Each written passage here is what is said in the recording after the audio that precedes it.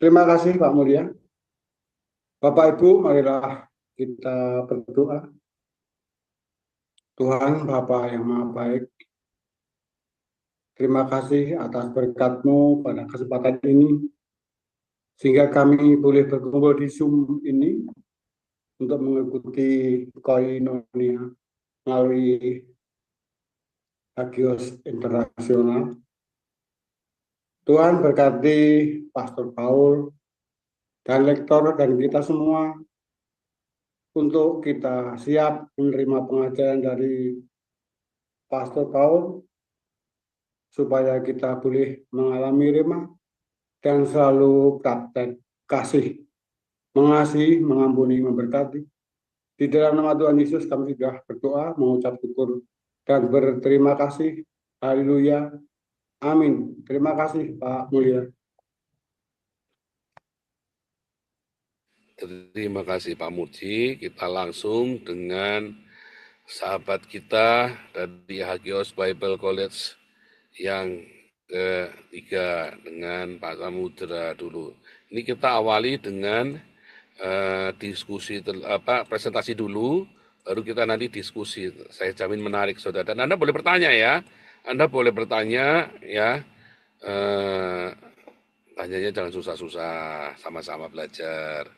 Silakan Pak Samudra, mungkin langsung saja nama dan status pernikahan supaya jangan nanti ada yang ngesir Pak, repot nanti Pak saya Pak, Ya, nanya-nanya. shalom Pastor.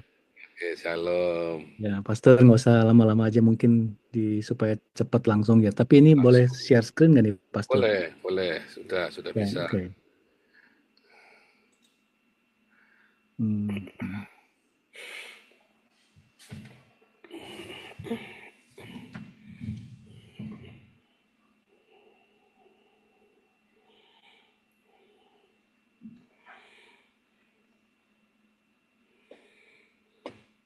Pak Samudra ini adalah mahasiswa di Hagios Bible College angkatan ketiga dan sekarang sedang masuk juga di Hagios Bible College yang program Master of Arts ya, program S2-nya saudara ya.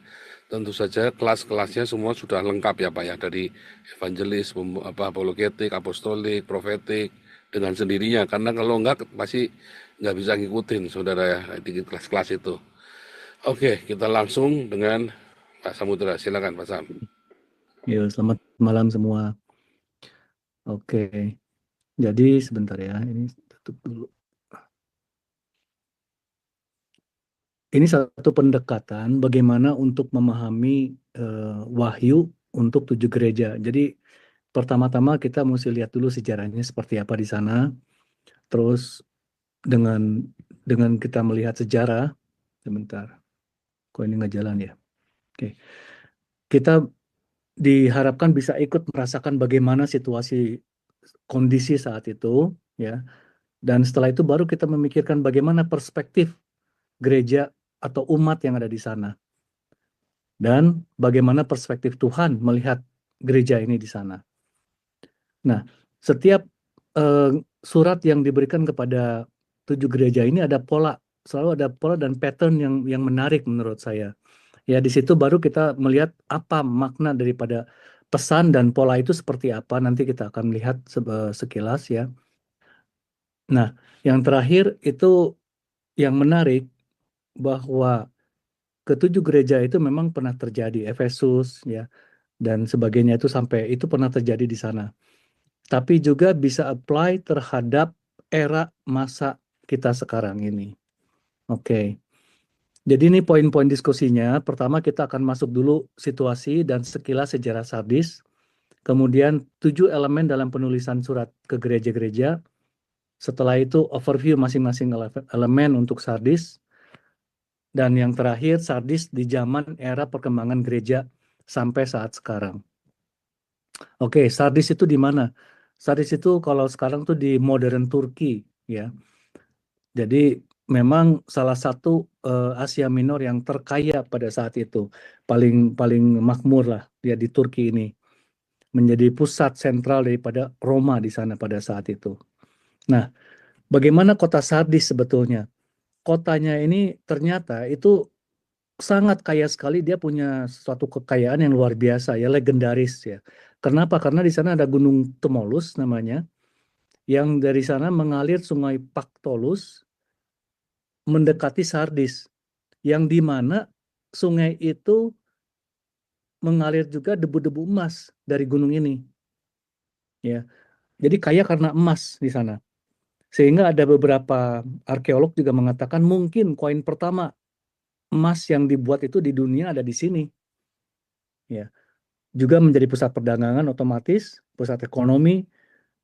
Tokoh yang terkenal di sana tuh namanya Raja Croesus ya. Jadi kalau kalau orang Eropa mungkin sering dengar gimana kamu kalau kaya seperti Croesus, itu udah kaya yang luar biasa itu dibandingkannya dengan Raja Croesus ya.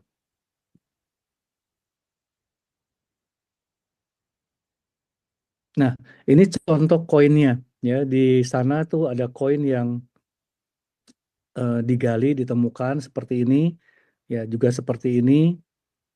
Nah, ini juga koin elektrum namanya, di mana ini adalah koin campuran emas dan silver. Jadi ini juga merupakan satu hal yang menarik. Di sini pertama kali mereka bisa apa namanya, memurnikan emas ya di kota ini. Sehingga banyak yang percaya ini memang ekonomi modern itu pertama di sini. Jadi kita bayangkan hidup di zaman itu, di zaman Sardis, dari zaman Croesus, itu megahnya luar biasa, bagusnya luar biasa, kaya luar biasa. Dan mereka itu hidupnya aman, merasa paling aman, merasa sudah semuanya dapat, ya. Dan di sini memang pusat daripada Roma itu termasuk kota yang paling glamor, ya. Mulai dari glamor penampakan, juga seksualitas juga yang paling gila-gilaan di sana, ya, kekayaan dan sebagainya. Jadi yang paling termasuk yang luar biasa. Nah, kenapa mereka bisa begitu? Karena kondisi situasi fisik si Sardis ini seperti ini, ya, di atas gunung tebing yang curam. Tinggi tebingnya itu di tiga sisinya itu sekitar 450 meter, lalu kasih itu setelah di atas tebing dikasih benteng juga. Jadi sangat sulit untuk musuh bisa mengalahkan. Tetapi yang menarik itu memang dalam sejarahnya Sardis sejak ditemukan oleh kerajaan Lydia kalau nggak salah, itu pernah dua kali dia kemasukan dan kalah. Nah, masuknya itu seperti apa? Dua kalinya disamakan dengan cara yang sama. Ya, jadi kalau kita lihat di sini, ini ada jalan kecil nih. Ya, kalau musuh di bawah sini dia tidak bisa melihat ada jalan ini. Nah, jalan ini di mana serangan dua kalinya masuk seperti pencuri ke dalam sini. Nah, bagaimana caranya? Nah, ini sebentar ya. Ini contohnya nih, fotonya di sana Sardisus seperti ini. Ya, ini sudah hancur. Ya. Nah, kejatuhan pertama oleh Persia. Ya, jadi karena tebingnya curam dianggap mustahil bisa dikalahkan. Nah, prajurit Persia satu hari dia melihat di atas sana tuh ada seorang penjaga, ya, helmetnya jatuh ke bawah, lalu penjaga itu memanjat tebing, turun ke celah di situ. Nah, Persia bilang, wah, ini diperhatikan di sana, kayaknya ada jalan rahasia, diperhatikan betul. Nah, malam-malam lah mereka naik dari jalan yang tadi itu yang kecil, dan prajuritnya tertidur, lengah. Di situ prajurit elit dari Persia itu masuk dan mengalahkan seluruh kota. Kotanya kalah tanpa banyak perlawanan, ya. Nah, yang kedua juga sama. Ini oleh Antiochus yang ketiga. Sama, ini juga sudah lama, udah putar-putar nggak bisa masuk. Nah, akhirnya seorang Kretan namanya tahu ini gimana nih, pasukan Selukid ini nggak bisa masuk. Dikasih tahulah, dulu Persia masuk lewat itu, katanya ada jalan rahasia. Juga sama, pasukan elitnya malam-malam memanjat tebing, juga tertidur juga. Makanya benarlah yang seperti yang dikatakan surat itu, aku akan datang seperti pencuri, ya, malam-malam. Jadi mereka tidak tahu kapan mereka bisa hancur, ya. Ini hal yang menarik ya. Nah, bagaimana keadaan Sardis sebetulnya? Yang kita lihat di sini bahwa zaman Croesus itu paling megah-megahnya di sana. setelah itu menurun terus, ya, terutama setelah di apa namanya di dikalahkan oleh Persia dan sebagainya. Dan di abad ke-17 ini ada gempa bumi besar di sini, ya. Waktu itu zaman Tiberius dia berusaha untuk namanya membangun kembali, tetapi sampai akhir zaman Yohanes di sini tidak bisa dibangun juga. Banyak bangunan-bangunan yang belum jadi. Jadi di luar tampak bagus, tapi dalamnya masih kosong atau belum selesai. Makanya di sana bahwa aku tahu pekerjaanmu, tapi dalam bahasa aslinya itu adalah aku tahu reputasimu atau namamu. Yang dulu namanya bagus sekali, aku tahu namamu, reputasimu. Jadi pada saat itu ya sesuai dengan kenyataannya bahwa reputasi memang luar biasa, ya. Secara fisik pun demikian. Jadi ringkasannya adalah kota yang punya reputasi kaya dan kokoh. Terciptanya koin emas dan perak pertama di Asia Minor dan mungkin di dunia. Kemungkinan kota pertama yang mengenal sistem keuangan modern, di mana kota-kota Roma lainnya sangat terkenal glamor, seksualitas, dan kemewahan. Jadi secara psikologi mereka merasa aman, santai, lebat, ya. Namun kemegahannya menurun sejak jatuhnya oleh Cyrus dan terus menurun sampai di era Romawi. Ya, banyak gedung hancur di gempa bumi di tahun 17 Masehi, masa Tiberius. Jadi di zaman Yohanes, sejak runtuh oleh gempa, mereka belum pernah bisa kembali lagi. Namun tetap memang mereka masih punya apa namanya rasa aman, masih rasa kaya, dan memang masih masih ada, dan kebanggaan buat mereka itu sesuatu yang luar biasa masih tetap di sana, ya. Nah, zaman Yohanes itu ada kaisar namanya Domitian. Dia itu memang memperketat penyembahan dan keagamaan termasuk Helenistik, ya. Jadi di sana pun yang menarik, di sinagoganya ditemukan bukti-bukti bahwa nama orang Yahudinya berubah menjadi nama orang Yunani di sana. Jadi di sini terjadi pembauran budaya yang luar biasa. Ya, kalau kita lihat orang Yahudi bisa baur begitu, bagaimana orang Kristen, ya? Karena orang Yahudi di sana biasanya jauh lebih ketat, ya. Nah, sekarang kita masuk ke dalam 7 elemen dalam penulisan ke gereja-gereja. Yang pertama, gereja setiap surat itu pertama diawali dengan nama. Nama ini ada hubungannya dengan keadaan gereja tersebut, ya. Yang kedua, pemilihan gambaran Yesus. Gambaran di sini menurut saya sesuatu yang luar biasa. Gambar itu bernilai dengan 1000 kata, ya. Mempunyai arti yang luar biasa. Ya, jadi contoh, ya. Jadi misalnya waktu di Efesus itu disebutnya Apostolic Church, ya. Di mana murid Yesus yang langsung atau saksi yang masih hidup pernah mengajar di Efesus. Namun Efesus kehilangan cinta pertamanya. Lalu apa Tuhan Yesus datang menggambarkan ke Yohanes penglihatan itu apa? Yaitu aku yang berjalan-jalan di antara kaki Dian. Mengingatkan aku pernah jalan loh sama kamu. Kamu sudah lupa, ya. Ya. Jadi disesuaikan dengan kebutuhan dan saat itu bagaimana kejadiannya. Menurut saya itu luar biasa sekali, ya. Nah, ada juga pujian atau penghargaan terhadap setiap gereja. Ada juga kekhawatiran atau peringatan, ada nasihat kuat atau dorongan yang tegas, kamu harus begini, bertobatlah dan sebagainya. Dan juga ada janji kepada siapa yang menang. Janjinya pun itu disesuaikan atau disamakan. Jadi semua cerita yang ada di sana itu sudah dikemas menurut saya begitu sempurna, menjadikan satu simbol-simbol supaya setiap kali kita baca kita bisa ngerti, oh batu, oh nama, oh jubah, oh begini. Kita bisa lihat di ayat yang lain tuh artinya apa, itu menjadi satu hal yang sangat mendalam, ya. Jadi setiap kata yang di sana itu mempunyai suatu makna yang tersembunyi atau yang dalam, ya. Dan yang terakhir, ini yang menarik. Selalu ada kata-kata, dia yang punya telinga hendaklah mendengar. Yang punya telinga adalah manusia yang zaman waktu itu dan sampai zaman saat ini, biarlah mendengar. Belajarlah dari apa surat-surat yang Tuhan berikan kepada setiap gereja di 7 kota itu. ya. Nah, sepintas di sini contoh ya. Jadi kalau misalnya di atas itu ada nama Sardis, kita kan mau bahas Sardis dulu di sini, ya. Pujian, Sardis tidak ada pujian, ya. Sardis tidak ada pujian. Kekhawatiran ada. Nasihat kuatnya apa? Tobat. Janji pemenang. Nah, ini nanti kita akan harus bahas sedikit ya. Kepada siapa yang menang, maka akan Tuhan bla bla bla ya di sini. Kita perhatikan ada 1, 2, 3, 4, 5, 6, 7 gereja.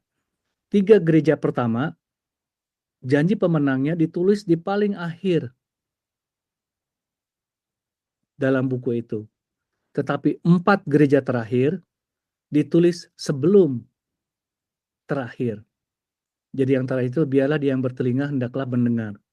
Tetapi yang tiga pertama di sini ditulisnya terakhir. Nah, kalau kita perhatikan lebih jauh, jadi kalau misalnya 3 pertama ini kita anggap grup A, grup A ini mungkin sudah tidak ada di akhir zaman. Kenapa? Karena yang grup B, semua tuh ada referensi terhadap kedatangan yang kedua kali. Grup A tidak ada. Ya, oke, nanti mungkin kalau ada sempat kita bicarakan sedikit.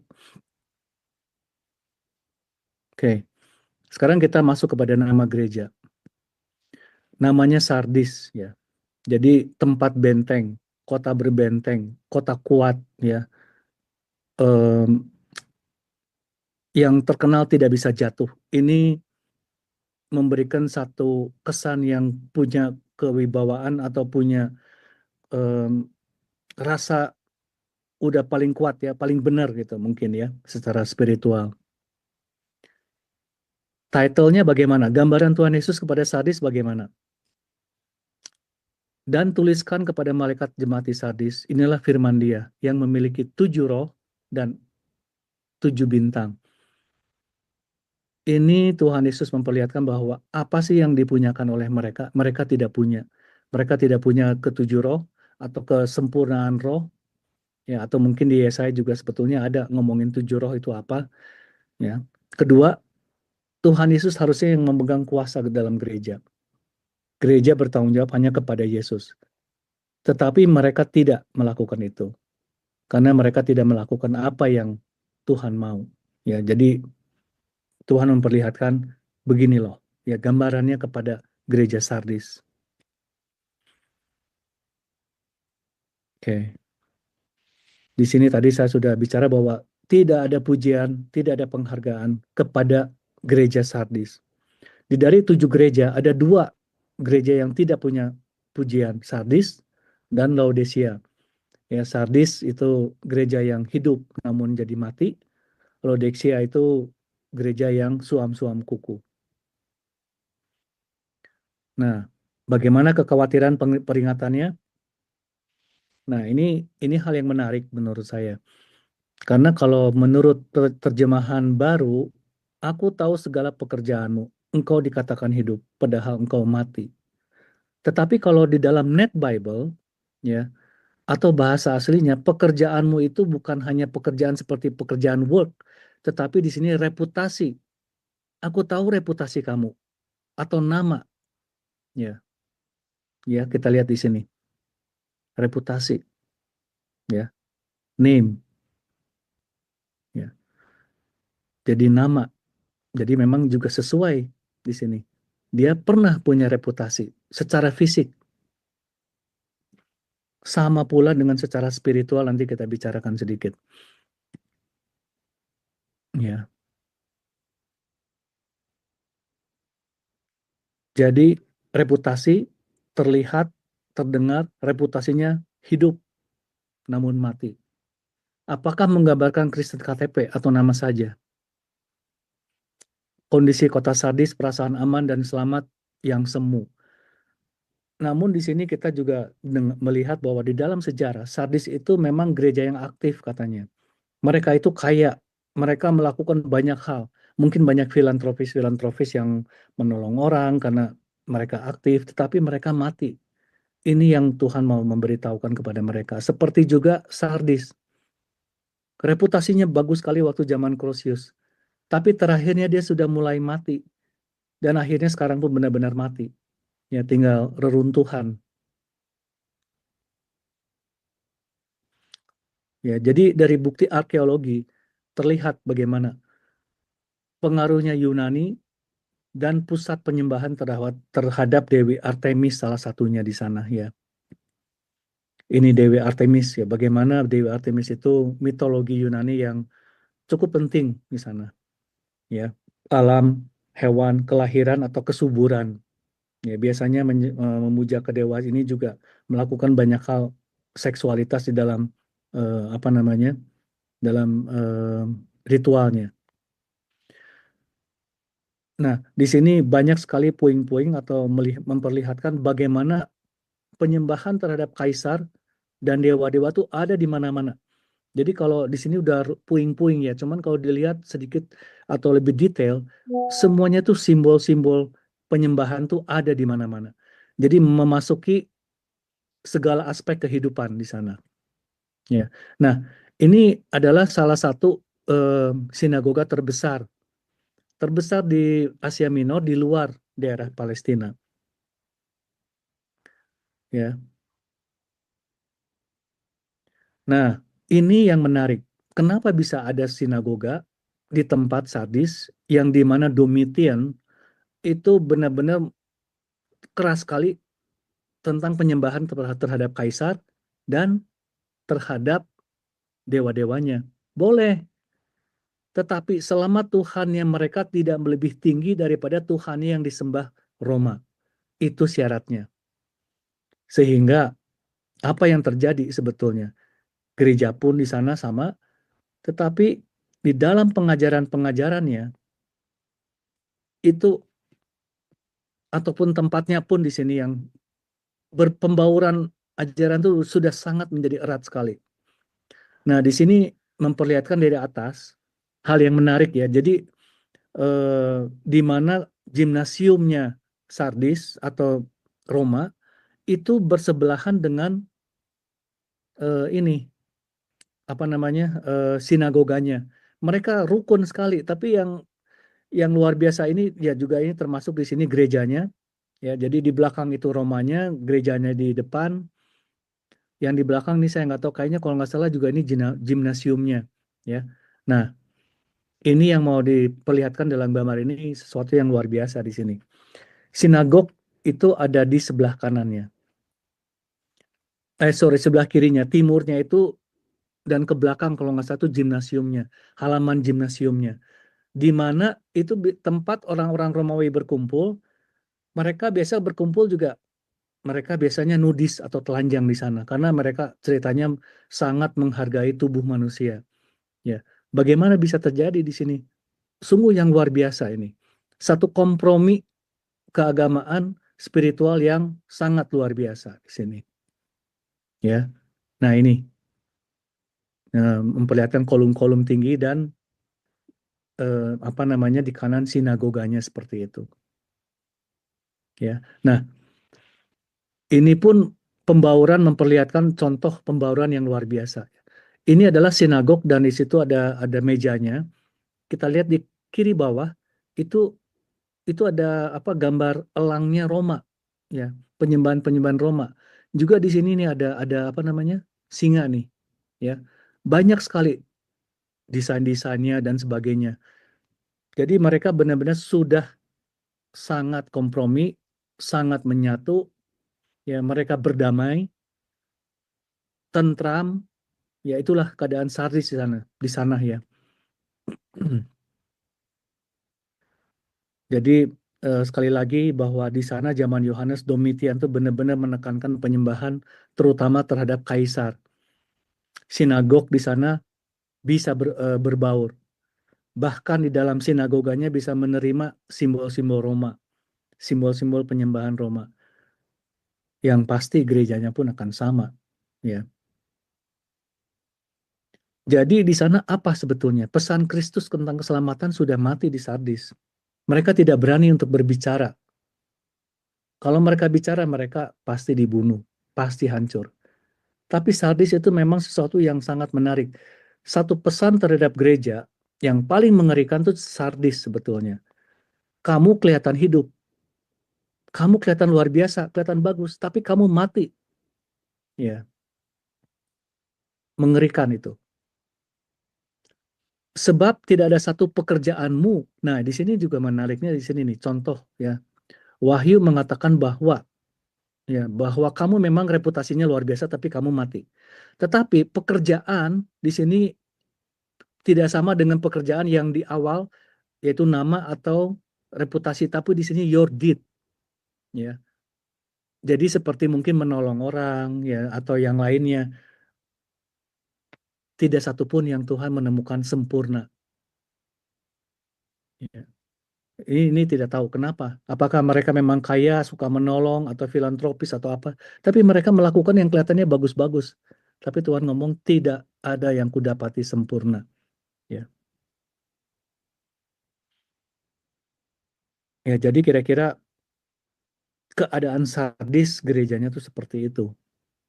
Cukup mengerikan dan juga mungkin bisa dilihat mirip dengan gereja-gereja zaman sekarang yang mereka merasa sudah kuat, merasa sudah aman, mereka sudah selamat, tapi hati-hati jangan sampai Tuhan mengatakan bahwa kamu punya nama, kamu punya reputasi, tapi sebetulnya kamu itu mati.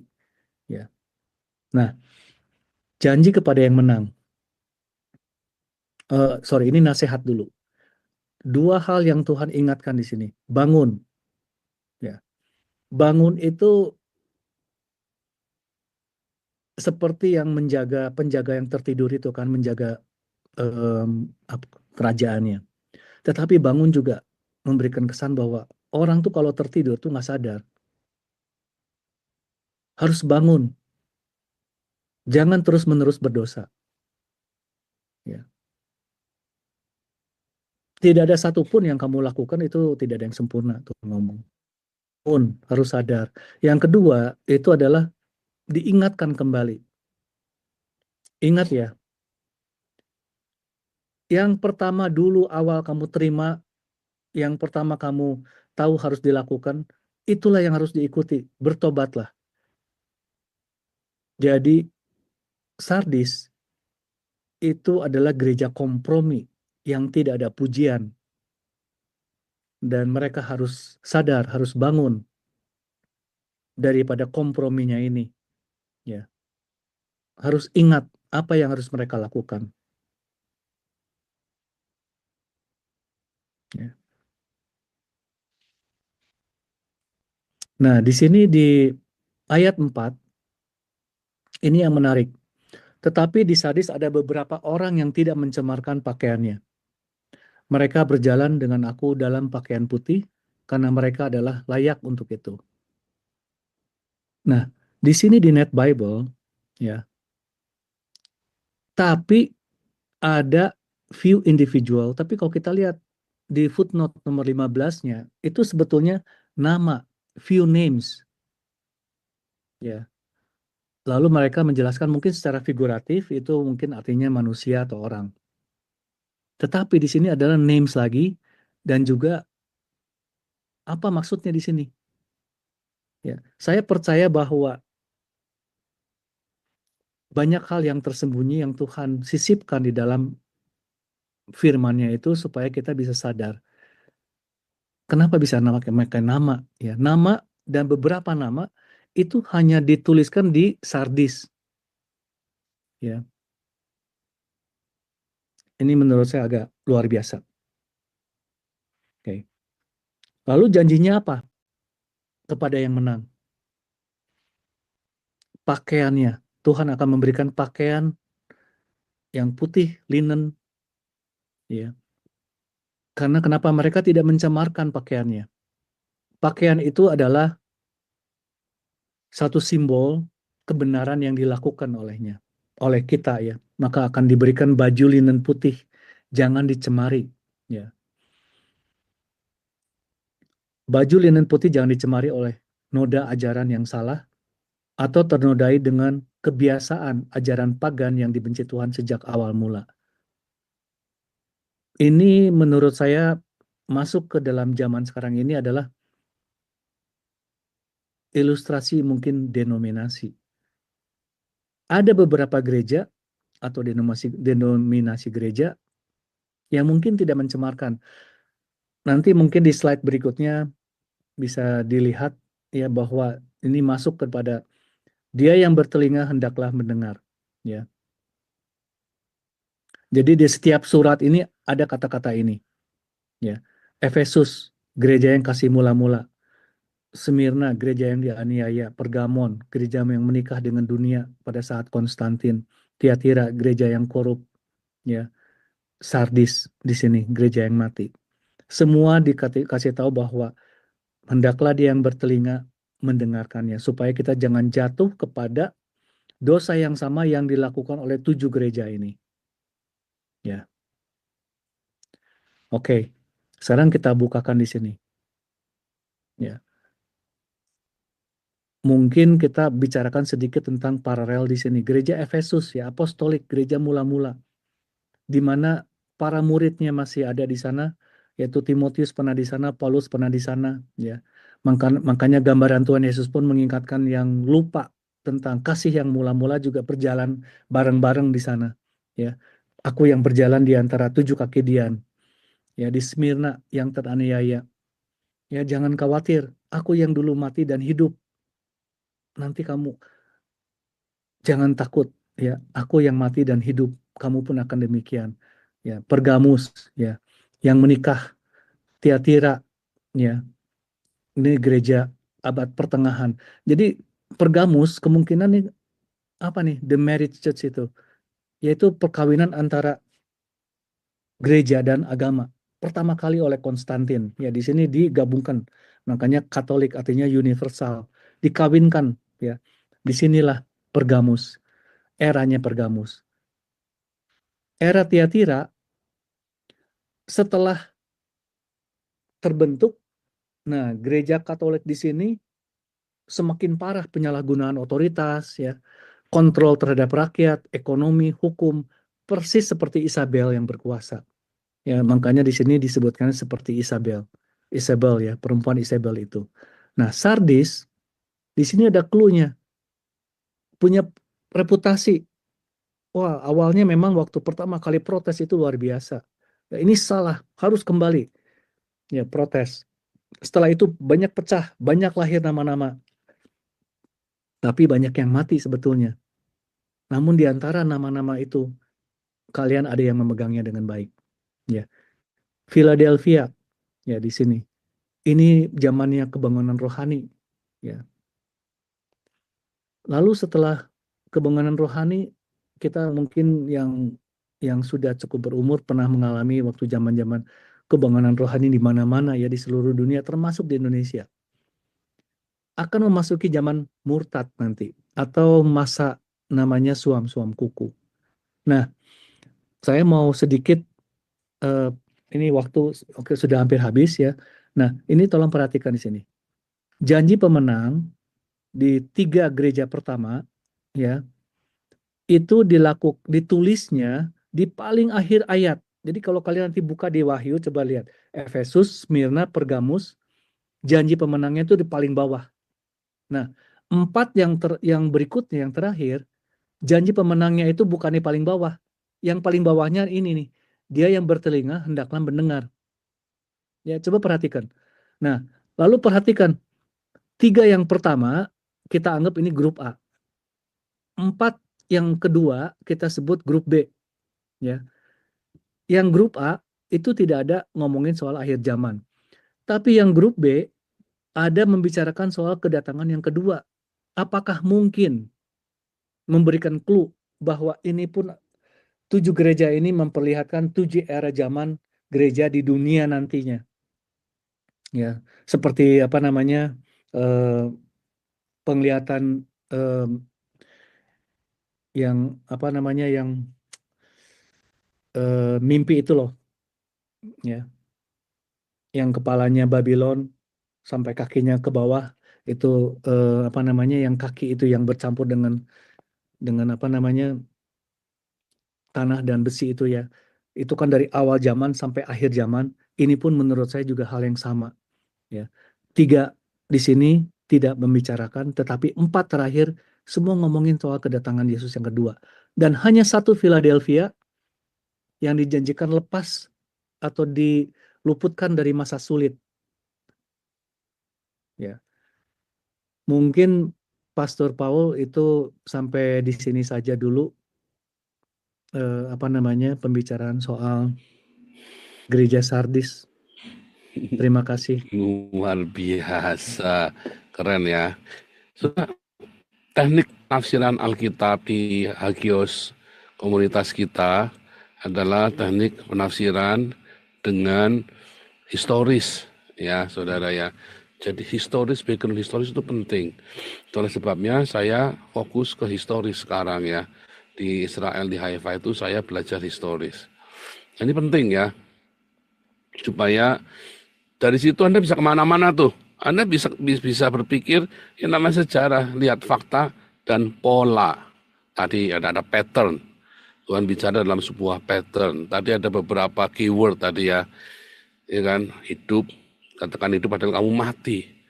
Ya, terus ada nama, beberapa nama ya yang tidak tercemar soil. Tadi ada kata tanah di situ. Ya, dan juga ada pakaian putih. Dan juga ada beberapa tadi ya. Dan yang uniknya, saudara, yang menarik, saudara ya, jemaat Sardis ini adalah jemaat yang tidak dipuji sama sekali, ya saudara ya. Jadi apa namanya, selain jemaat Laodikia, jemaat Sardis nggak dipuji sama sekali. Nah, tadi ya beberapa nama menarik sekali, Pak Sam. Itu asalnya itu sebenarnya kata kuncinya dari beberapa nama itu, saudara ya, dari beberapa nama. Tapi sebentar, Pak Sam, ini kita diskusi tentang ini. Saudara mau nanya boleh, saudara ya, tentang jemaat di Sardis ya. Sebelum kita nanti berikan kesimpulan. Nanti Anda yang mau nanya sebentar, saya kasih galeri dulu supaya saya bisa lihat yang mau bertanya ya. Saudara, saya berharap semua bisa bertanya ya, saudara ya. Ada yang bisa aktif bertanya, tapi jangan apa? Oh, ini pasangan luar biasa hebat sekali, jangan gitu, buang waktu, jangan, saudara ya. Ini sudah pasti presentasinya bagus. Cuman jangan dibilang ini pasangan hebat sekali, dipuji-puji, nggak usah. Buang waktu nanti kita. Langsung ke tutup poin aja, pertanyaan atau tanggapan untuk presentasi tadi, saudara. Terutama fokusnya jemaat Sardis. Sebenarnya menurut Pak Sam, jemaat Sardis ini bicara apa toh Pak? Intinya apa? Halo, ya. Ya, kedengaran nggak, Pastor? Ya, udah bagus. Oke. Jadi intinya itu Sardis itu adalah satu jemaat yang kelihatannya hidup, tetapi dia mati. Itu Karena apa? karena mereka itu kompromi. Mereka itu intermingle. Jadi mereka itu benar-benar maunya damai, damai saja. Ya, tidak ada keributan. Mereka merangkul. Apa saja dirangkul. Berbarengan, bisa hidup berdampingan. Itu salah satu yang menjadi masalah besar. Meskipun mereka berbuat banyak, Pastor. Menurut sejarah, kalau nggak salah, mereka berbuat banyak. Mungkin karena kaya mereka. Mungkin melakukan hal-hal yang baik juga. Tetapi mereka kompromi banyak. Hmm, memang kalau melihat tempatnya Sardis ini tempat tempat yang kaya ya. Jadi orang ini ada lagi, coba nih Bu Lucy dulu, silakan Bu Lucy. Silakan Bu Lucy.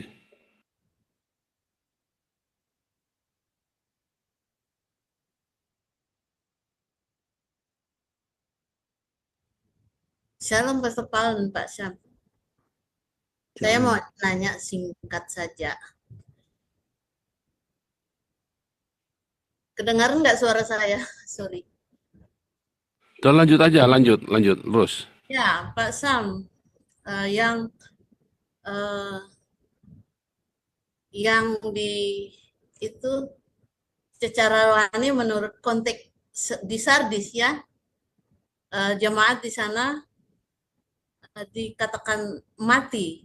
Apakah mati fisik, rohani atau apa? Terima kasih. Itu mati secara rohani, Bu Lucy.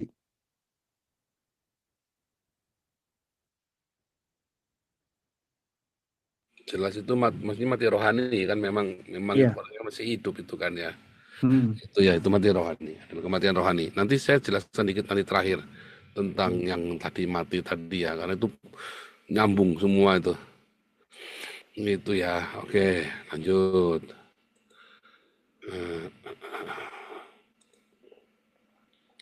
Siapa ini tadi? Sebentar, ini. Ya, Marcelus silakan.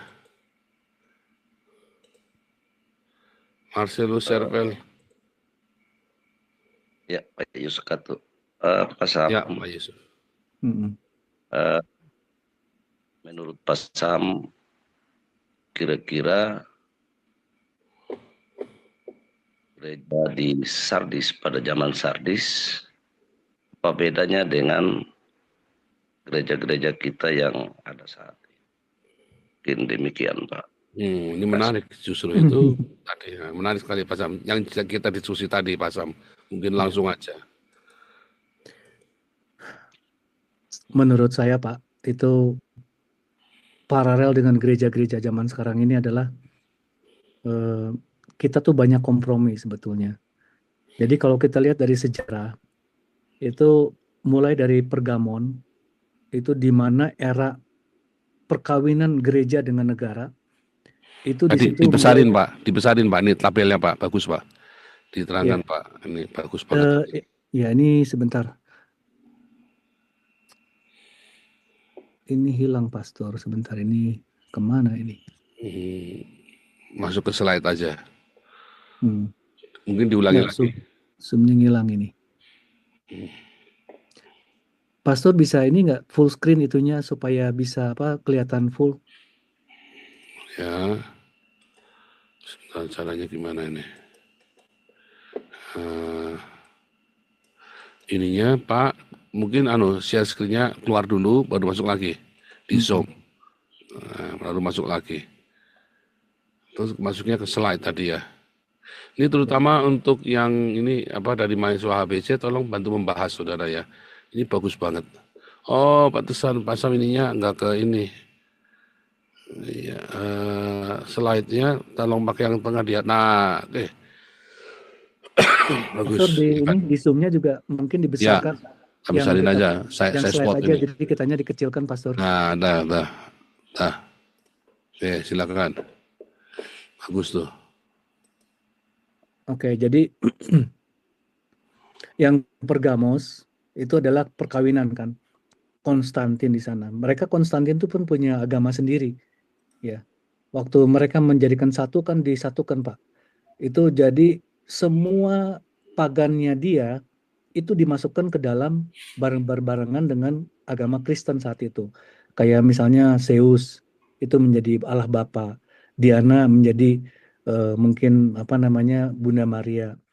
Lalu semua dewa-dewanya itu di pairing dengan menjadi para santo-santo, ya kan? Nah, setelah itu masuk ke Tiatira, ya di mana setelah Konstantinia sudah tidak ada, lalu mereka berdiri sendiri. Di sana itu ternyata perkembangan gereja itu semakin parah. Ya, jadi semakin penyalahgunaan kuasa, bahkan mempengaruhi negara dan sebagainya sampai luar biasa di sana. Nah, sampai satu titik di mana eranya Sardis, Protestan, ya di sana mulai protes kan, keluar daripada ini. Ayo keluar, ini tidak benar nih gereja ini. Nah, cuman tetap masih banyak sekali yang terbawa pagan-pagan itu kepada masa Protestan ini. Nah, dalam perkembangan zaman, menurut saya zaman Sardis kalau kita lihat eranya di sini dan zaman kita sekarang itu masih paralel berjalan dari zamannya Martin Luther sampai sekarang masih jalan terus, Pak. Tetapi di antara nama-nama mereka atau yang disebut dengan tadi di Sardis itu ada yang memakai garment yang murni, yaitu akhirnya banyak tahu yang kembali apa yang benar yang diajarkan. Tetapi di antara yang lain juga banyak juga yang masih ngaco, yang masih berjalan. Menurut saya mungkin kira-kira seperti itu Pak Marcel.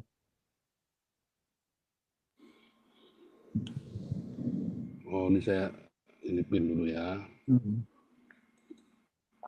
Ya Pak Marcel, langsung lanjut lagi. Pak Maksud saya kan gini Pak, gereja di zaman itu kan dianggap mati rohani, nah kompromistis.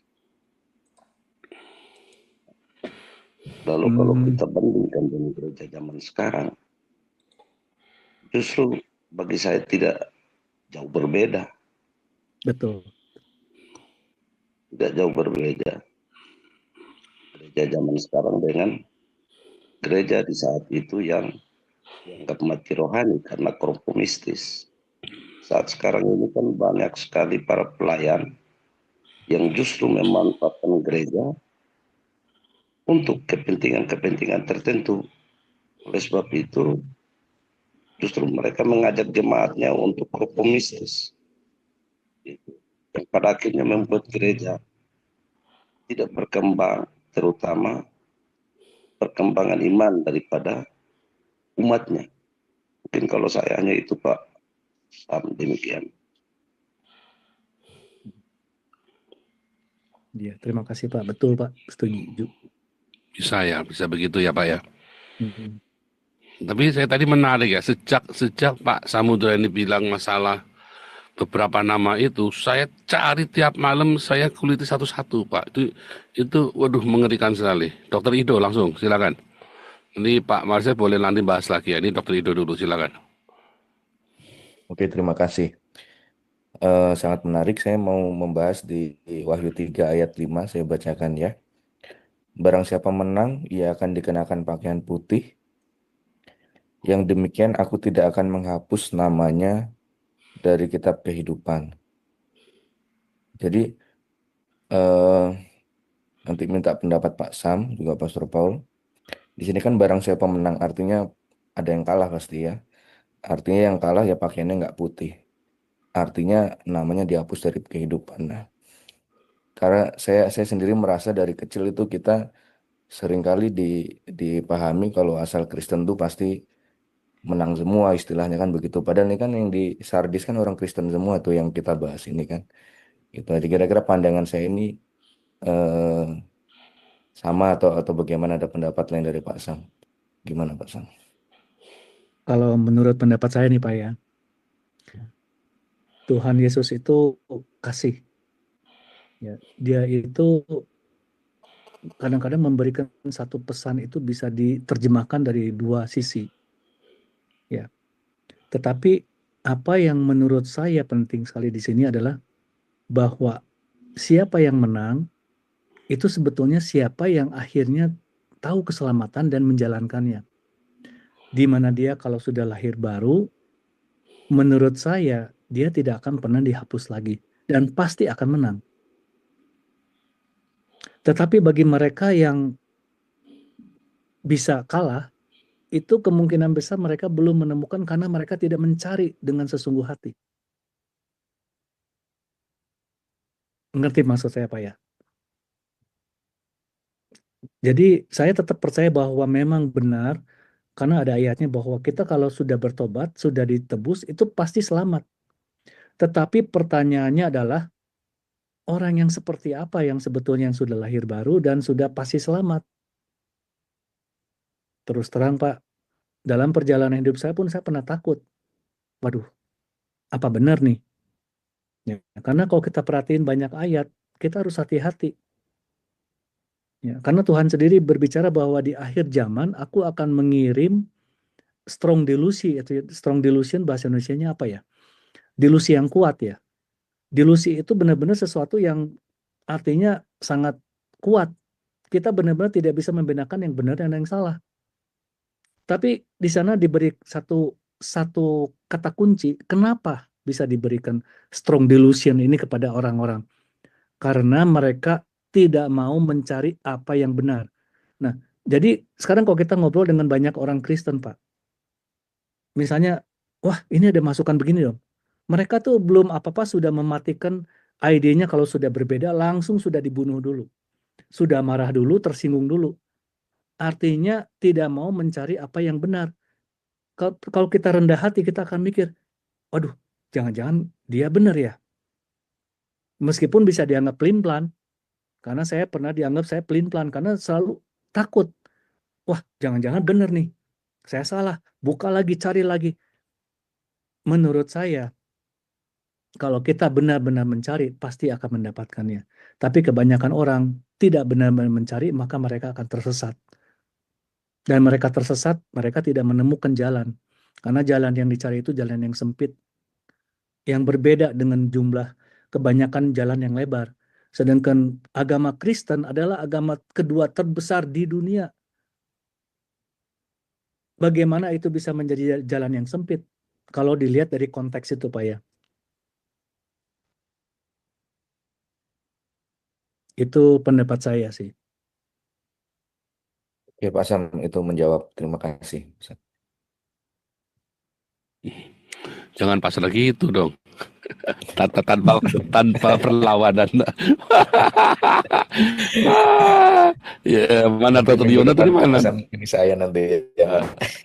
Iya, Dr. Yono nanti minggu depan Dr. Ido ya. Dr. Ido, Jemaat Philadelphia. Dr. Yono mana tadi? Aku hilang nih, waktu sign out nih. Yaudah, ini Bu Ros dulu deh. Ini teman sekelasnya nih Bu Ros nih. Mana Bu Ros? Silakan Bu Ros, mikrofon. Saya mau menambahkan komentar saya, Pak Sam. Tadi dikatakan bahwa kamu hidup tetapi mati.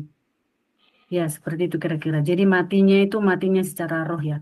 Karena ada di Roma 8 dikatakan, jika kamu hidup menurut daging, maka rohmu akan mati, kan seperti itu ya, kira-kira seperti itu. Jadi memang kedagingan itulah yang mematikan kita. Lalu aku lihat juga hubungkan dengan Wahyu 21 ayat 8 itu bahwa penakut. Ya, di situ kan hidup hedonisme ya, yang saya dijelaskan Pastor sama Pak Sam tadi. Hedonisme itu, kenikmatan itu kan membuat orang takut. Dia suka rasa nyaman ya. Jadi ketakutan itu ternyata membinasakan secara halus, memang tidak berbuat jahat. Kelihatannya tidak berbuat jahat secara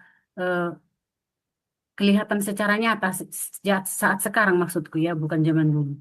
Kan jemaat-jemaat sekarang itu kelihatannya kan beribadah, bahkan melakukan aktivitas ritual ibadah yang kelihatannya sangat kudus ya, sangat suci. Tetapi sebenarnya mereka sudah mati karena takut. Dan konsekuensi dari ketakutan itu saya tertarik ya, bahwa yang pertama membuat orang itu binasa adalah rasa takut. Mungkin ya takut miskin, takut memberi, takut segala macam, atau takut-takut dianiaya, atau takut-takut bersaksi. Itu hal-hal seperti itu yang saya sering terbersit di pikiran saya. Kenapa nomor 1 itu dikatakan, kalau kamu nanti kamu akan menang, tetapi orang penakut, orang-orang yang tidak percaya itu yang membuat saya kayak agak merinding juga ya. Kelihatannya kita dalam beriman itu aman ya, tapi rasa takut ini luar biasa. Itu akan membuat orang, konsekuensinya di Wahyu 21 itu nanti yang membuat manusia itu binasa pada akhirnya. Seperti itu Pak Sam pendapat saya. Terima kasih. Iya betul Bu, setuju. Sangat setuju. Ya, kita mendekati ya, mulai mengkerucut memang ke arah sana nanti. Saya juga nanti akan memberikan kesimpulannya ke arah sana tuh ya. Saya tadi nunggu Dr. Yuwono tadi udah masuk kok, terbentar lagi ya. Ini kita nih, youth pastor kita Marcel. Marcel kasih komentar Marcel. Marcel, kasih komentar dong Sel. Mana nih Marcel ini? Biasanya Marcel kritis ini. Mana video Sel? Sedang menikmati aja Pastor, nggak ada pertanyaan sih. Aduh, nggak benar ini. Nah, biasanya kamu yang paling ini nih, paling kritis ini. Mantap nih ya, kayak bulu. Ini komprehensif kok, penjelasannya komprehensif. Ya, Bulusi silakan Bulusi. Iya, saya mau teman sekelas ini. Saya mau bertanya satu lagi. Nah, kan konteks jemaat di Sardis ya, apakah ada pelayanan yang tampak aktif tetapi tidak berkenan kepada Tuhan? Apakah ada hubungannya? Yang dikatakan mati tadi ya. Terima kasih, Pak Sam. Iya, kalau menurut saya Bulusi, di situ Sardis itu merupakan satu gambaran yang benar-benar ke satu ekstrim di mana orang-orang di sana itu benar-benar seolah melayani, tetapi tidak melayani hatinya. Melayaninya itu apa ya? Jadinya tidak sesuai, itu keduniawian sama sekali gitu yang mereka lakukan. Tapi inti utamanya sekarang saya tanya, inti utama Tuhan Yesus datang ke dunia ini untuk apa? Untuk memberitahukan bahwa akulah sang juru selamat yang sudah mengorbankan diri untuk kalian bisa selamat kan? Dan tidak ada lagi yang lain. Aku satu-satunya jalan. Tidak ada yang lain. Tidak ada yang lain. Tapi mereka justru mengokeikan ya, dewanya Roma di atas, ya, kaisar di atas gitu. Membuat Sehingga struktur mereka baru damai. ya, membuat struktur baru dari penyembahan malah. Itu Iya, penting itu. itu. Jadi kalau di dunia sekarang ya mungkin kalau tidak menomorsatukan bahwa keselamatan adalah di Tuhan Yesus, ya sama aja dengan waktu di Sardis. Misalnya uang nomor satu, atau ya nama atau apa yang lainnya lah, ya, yang dinomorsatukan duniawi gitu kan. Yang penting berbuat baik. Nah, itulah di Sardis. Kelihatannya bagus kan? Menolong kok gitu kan. Toleransi semuanya. Tetapi kalau sudah dengan ajaran, sebetulnya Tuhan Yesus tidak pernah mengatakan soal toleransi di dalam ajaran. Kalau kita toleransi berarti kita menolak kan? Betul nggak? Itu yang mengerikan di sana. Toleransi kita sudah jalankan terus. Toleransi itu bukan kompromi, itu maksudnya tadi itu ya. Dan dasar di sini kompromi yang udah bukan cuma kompromi kalau saya bilang ya, tetapi apa ya, sinkritisme kali ya, bukan sinkritisme ya. Wah itu udah serem sekali kalau saya membayangkan Sardis ini ya. Nanti deh, nanti. Ini Pak Marcellus dulu nih. Serem sekali tuh. Ya nanti sekali yang saya jelaskan nanti. Ya, Pak Marcellus lagi silakan. Ya, mungkin ya tambahkan sedikit tentang kekayaan Alkitab kita. Artinya satu ayat Alkitab bisa kita mengurainya dari berbagai dimensi, tergantung dari mana kita memandangnya. Disitulah kekayaan daripada Alkitab kita. Nah, oleh sebab itu memang kalau kita mau kejar apa yang disampaikan oleh Pak Sam tadi, bahwa gereja di zaman itu mereka kelihatan hidup tetapi sesungguhnya mati karena memang kompromistis. Mereka kompromi terhadap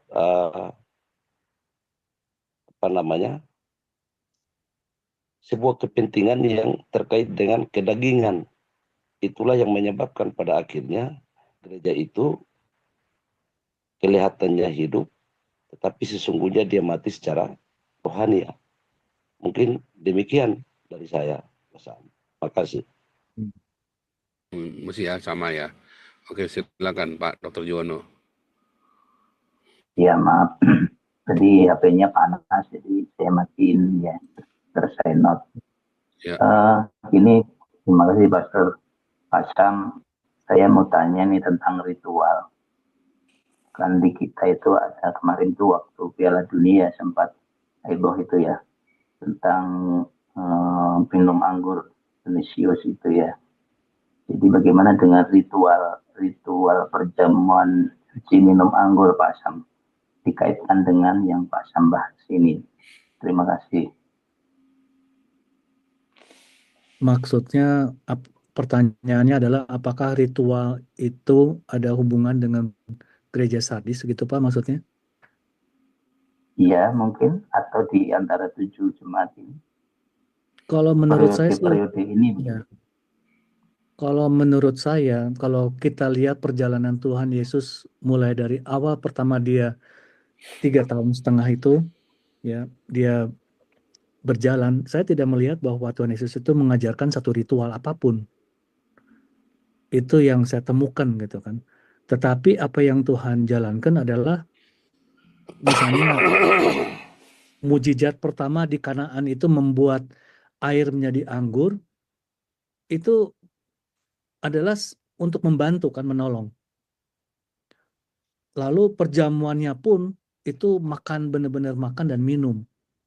Jadi kalau menurut saya ritual-ritual itu mungkin bisa jadi berhubungan cukup erat dengan di Sardis. Kenapa? Karena ritual yang banyak hal secara ritualistik itu banyak dilakukan oleh penyembah berhala di Roma sebetulnya.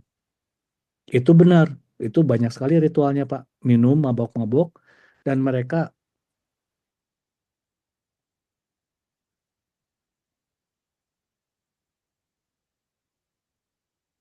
di antara kota-kota Roma yang lain. Jadi ritualnya tuh benar-benar minum anggur, mabok, dan seks yang luar biasa di sana. Bahkan di gimnasiumnya pun, di depannya pun tempat nudis di sana. Yang bersebelahan dengan sinagog. Bisa terbayangkan hidup di sana seperti apa gitu. Penuh dengan hedonisme, pesta, ritual pagan yang mungkin saya nggak tahu berapa sering, mungkin sering sekali dilakukan di sana begitu Pak. Ya, mengerikan sih.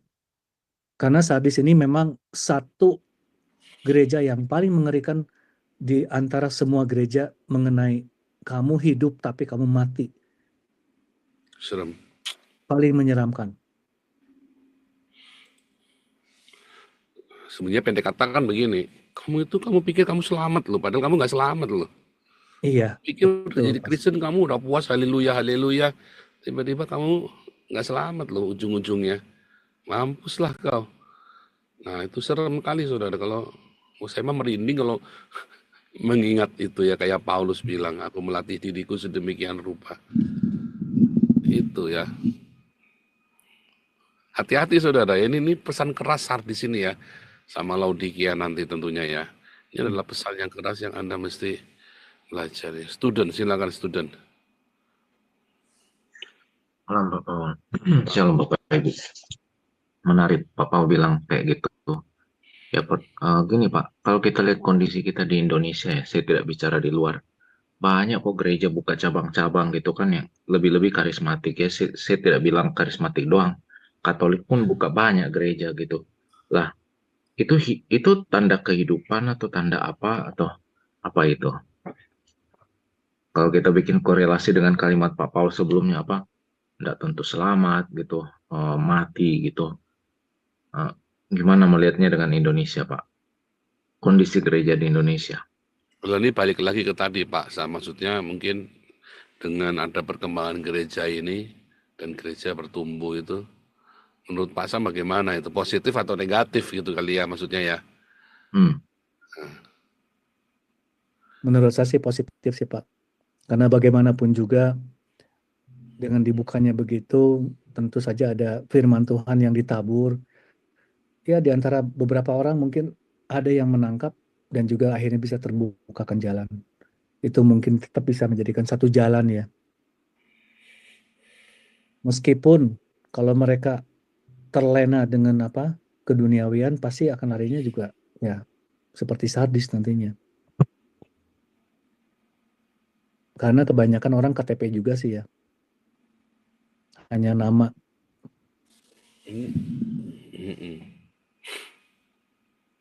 Ini memang dilema ya. Orang buka gereja positif ya seharusnya ya. Tapi kemudian orang ini kan diajari firman Tuhan. Katanya Paulus mau dengan tujuan apapun yang penting firman Tuhan diberitakan. Tapi setelah diberitakan, masalahnya orang itu jadi fanatik dan ngawur. Terus kita benernya susah loh. Kita menasihatinya ini kayak jemaatnya Edis ini kan. Kita nasihatinya malah kita dimaki-maki balik sama mereka kan. Kita kasih tahu enggak gitu loh, salah. Malah dimaki-maki balik kan. Coba kamu senggol Philip Mantova jemaatnya. Zaman dulu tuh jemaat Petrus Agung, kamu senggol itu ya. Wah, bisa bacok-bacokan itu. Kalau Kalau saya mungkin cara pandang saya salah. Oh, gini Pak, Papa bilang soal ada sebut ayat gitu kan. Ya, saya mencoba melihat sesuatu itu holistik Pak. Gimana? Benar enggak kalau kita melihat sesuatu itu holistik dalam artian idenya benar, prosesnya benar, caranya benar, menghasilkan hasil yang benar. Itu kan kayak mengabarkan Injil entah dengan cara yang salah, yang penting ada yang diselamatkan lah. Kalau saya lihat itu kan kayak caranya keliru, yang penting hasilnya benar. Lah itu kok tidak sinkron kan? Idealnya kan idenya benar, caranya benar, hasilnya benar. Idealnya ya. Entah, Mantap. ini pertanyaan ini nyambung nggak dengan Sardis? Karena apakah Sardis begitu? Apakah motifnya dia memang untuk memberitakan Injil, lalu dia tetap dengan aktivitas keagamaannya dia, yaitu Kristen, atau gimana menurut Pak Sam itu, Pak? Kalau menurut saya sih Pak, itu ya saya tahu beberapa orang, contoh misalnya, wah itu orang Kristen tuh sakti ya, misalnya kan begitu. Itu mereka bisa usir setan, terus mungkin yang disantet ngemempan. Jadi pada akhirnya mereka juga masuk Kristen supaya bisa quote unquote sakti atau tidak kena santet atau bagaimana gitu kan. Tetapi esensinya jadi agak sedikit melenceng. Cuma menurut saya kalau memang Transaksional Pak. Tuhan, ya tapi kalau Tuhan sudah manggil tuh beda sih memang. Kalau Tuhan sendiri sudah manggil, apa yang didengar pun kan seperti Tuhan ngomong, firmanku seperti pedang bermata dua kan. Saya sih percaya bahwa misalnya pendeta dia kelepasan ngomong ayat tentang tertentu mungkin mengena ke orang-orang yang tidak mencari kebenaran A, tapi orang yang mau mencari kebenaran dapatnya B. Dari dulu dia akan mencari sendiri. Kalau dia memang benar mencari, dia akan buka Alkitab di rumah.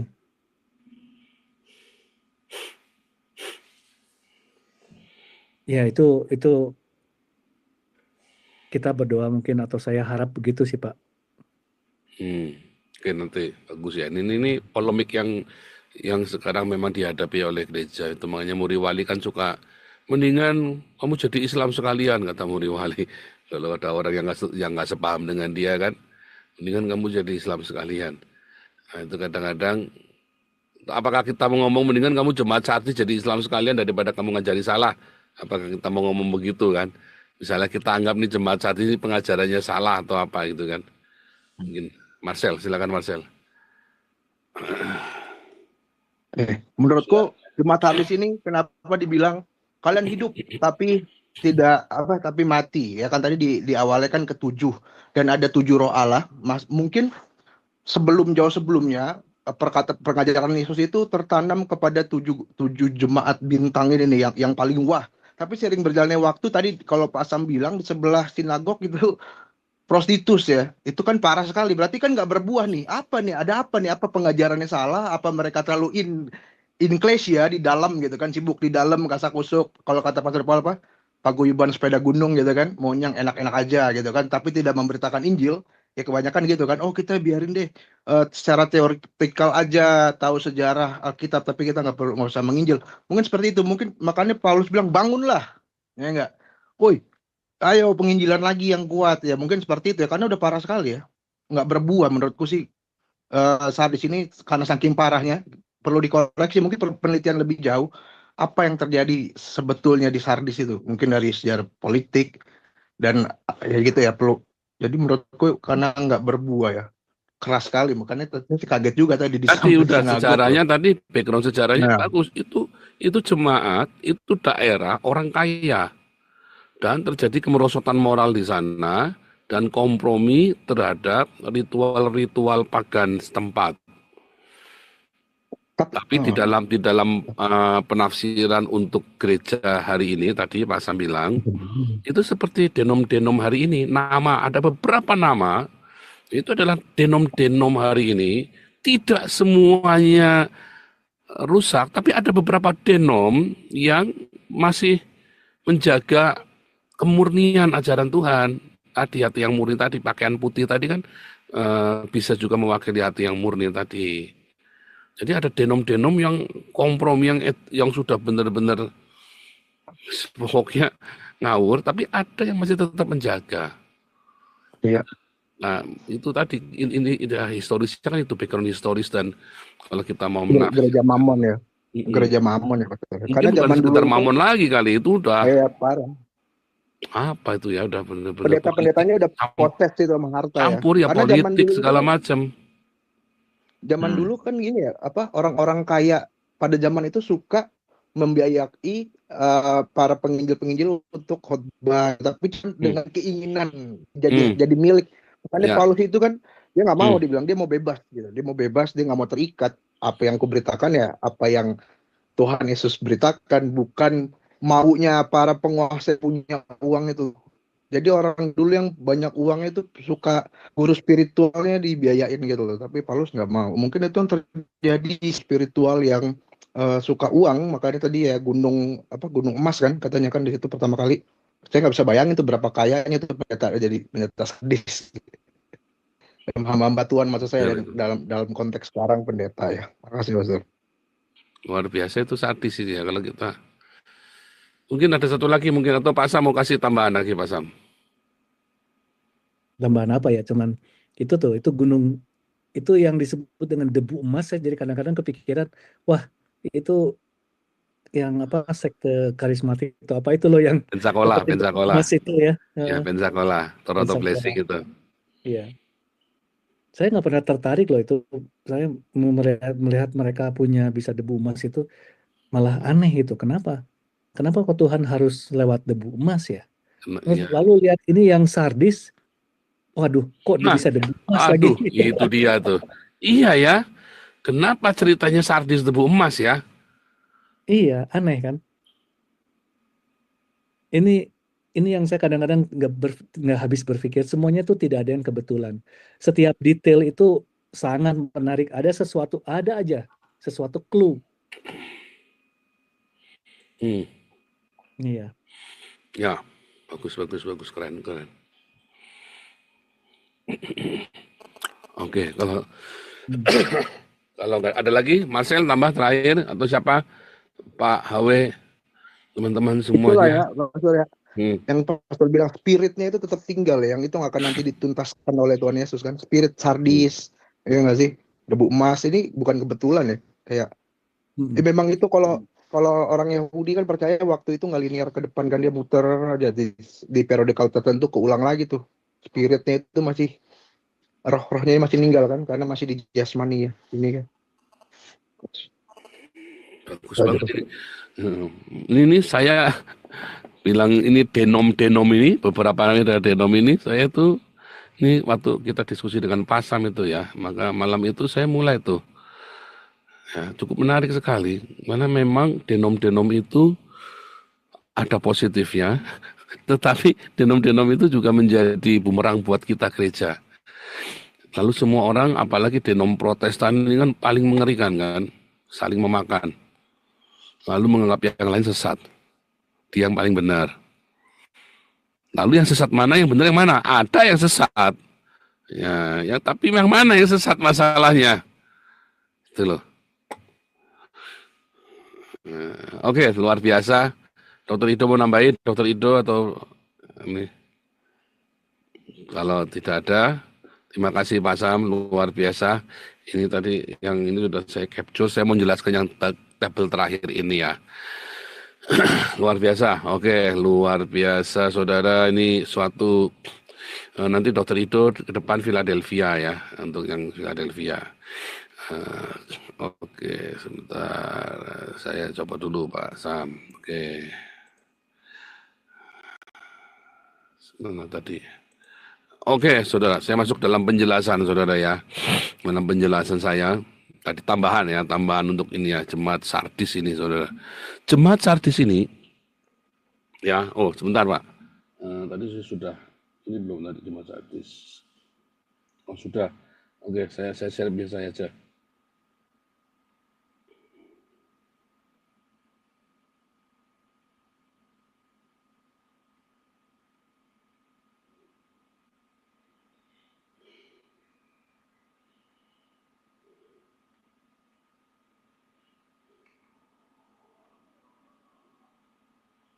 Ya, saya biasa aja Pak. Ya Pak. Mau tak coret-coret soalnya. Ya.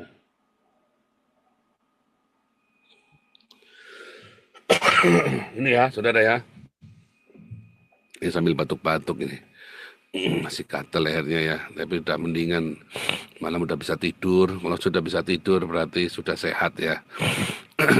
Kalau makan sih doyan makan ya, malah makan terus ini saya jadinya ini pulang dari Israel.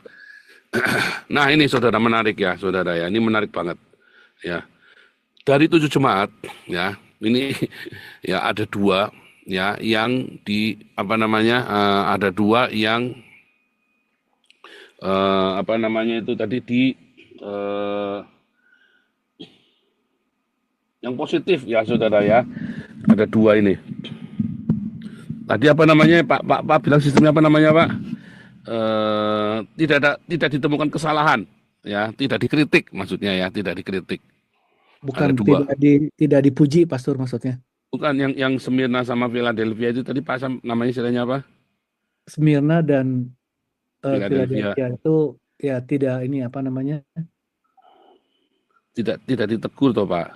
Ya tidak ditegur. Tidak Tidak ditegur. ada Ya, tapi kekhawatiran, tidak ada kekhawatiran ya, tidak ada kekhawatiran. Ada kesesatan tapi disingkirkan ya, dan responnya cepat sekali. Tetapi ada yang Sardis dan Laodikia ini yang justru ini ya apa namanya tidak dipuji sama sekali, tidak dipuji sama sekali.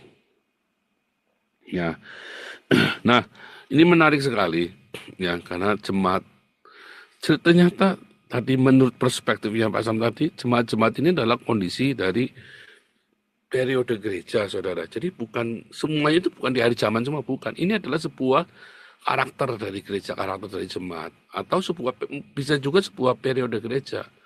Ya tadi kalau bilang Efesus, oh ini gereja apostolik, karena semua rasul pernah ada di sana, ada di Efesus. Ya, oh ini ada gereja Smyrna, gereja yang teraniaya, oh gereja Pergamus, gereja yang apa namanya menikah dengan pagan. Ya. Dan ada gereja Tiatira ya, gereja abad pertengahan di mana masuk dalam kegelapan. Ya, atau gereja Sardis, masa-masa gereja Protestan di mana ada banyak lahir denom-denom yang aneh-aneh. Ya, dan saling memakan satu sama lain. Tujuannya apa? Pokoknya kalau beda dikit pecah, beda dikit pecah, beda dikit pecah, ya. Terus Philadelphia adalah masa-masa kebangunan rohani. Mungkin kalau saya membayangkan itulah abad pencerahan itu ya, di mana orang kembali haus akan Tuhan. Ya, terus kemudian mereka dengan sekuat tenaga mereka berdiakonia. Terus ada lagi gereja Laodikia. Wah, gerejanya udah ini ya mengalami penurunan yang luar biasa. Nah, saya tidak akan membahas kesananya ya, karena nanti tiap orang bisa mempunyai ini sendiri. Tetapi saya lagi mau cerita bahwa Alkitab itu punya pola, saudara. Alkitab itu punya sebuah pola di dalam simbol-simbol, angka-angka. Ya. Nah, tadi jemaat Sardis itu menarik sekali. Ya, diawali dengan kamu hidup padahal kamu mati. Lalu kedua, beberapa nama ya yang tidak dicemari oleh tanah. Oh, tanah, saudara ya. Lalu pakaian putih. Nah, 3 ini saya mau mencermati, saudara, pakaian putih tadi. 1, hidup padahal mati.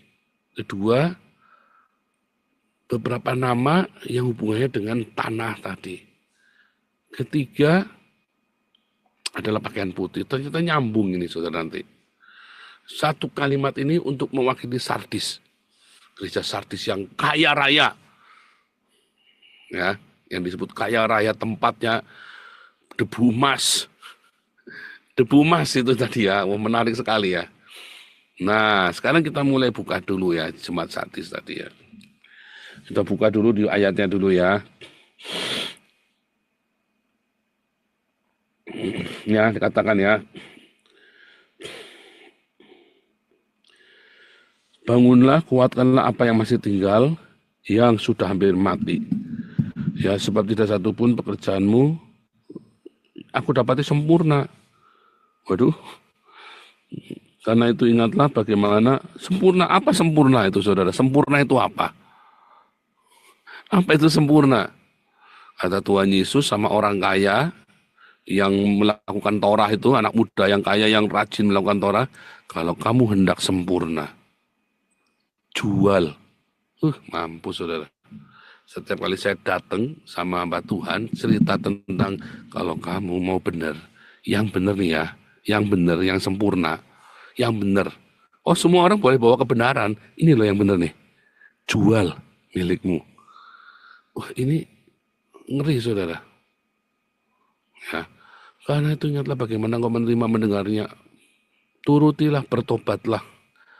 Ya, seperti pencuri. Ya, saya nggak mau membahas yang pencuri ya, karena selalu Tuhan Yesus berkata dia seperti pencuri. Tadi sudah jelaskan tentang Sardis ini.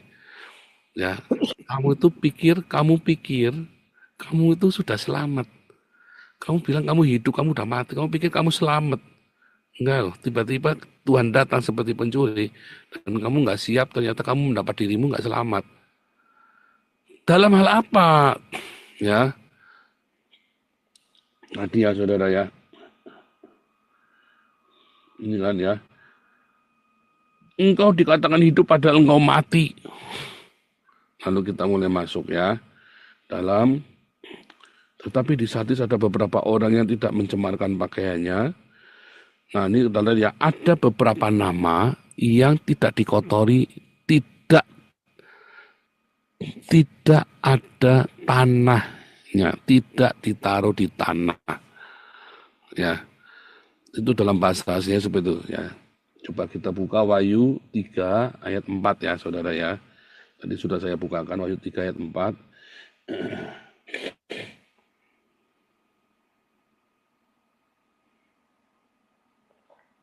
Ya, Wahyu 3 ayat 4 ini ya. Benar. Dan 5 ya. Lihat. You have a few ya, oliga onomata, nama, saudara. Oliga onomata, nama. Onoma itu nama. Baptislah dalam onoma ya. Onomata and sardesin ya. Who not have soil ya. Epolunan ta himatia. Ya, himatia itu jubahnya. Ya. Lihat, kalau Anda lihat ada nama yang di tanah itu, yang ada tanahnya itu, maka kita bisa mengingat bahwa ketika Yesus dihadapkan kepada perempuan yang dituduh berzina, lalu Yesus disuruh menghakimi perempuan ini karena berzina, bukan karena beda doktrin ya, karena berzina. Lalu Yesus menulis menulis di tanah. Yang ditulis apa di tanah, saudara? Ya, dulu pernah diajarin, coba kita buka di dalam Yohanes 8 ayat 1 ya.